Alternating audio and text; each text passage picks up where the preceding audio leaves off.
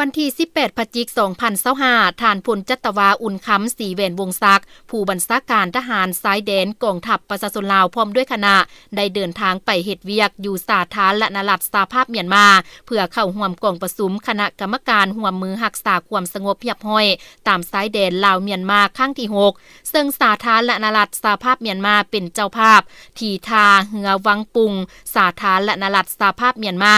คณะผู้แทนฝ่ายลาวได้รับการต้อนรับของทานพันเอกโจมินทุนหัวหน้ากองบัญชาการท่าขี้เหล็กพร้อมด้วยคณะจากนั้นคณะฝ่ายลาวได้เดินทางไปถึงโรงแรมโดยได้รับการต้อนรับของทานพลตรีมินโซ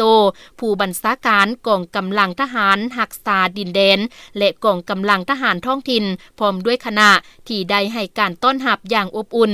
จุดประสงค์ของการเดินทางในครั้งนี้แม่นเพื่อสืบต่อกลไกการร่วมมือรักษาความสงบเรียบร้อยตามสายแดนลาวเมียนมาเฮ็ดให้สภาพขอบเขตสายแดนของสองประเทศมีความสงบและปลอดภัย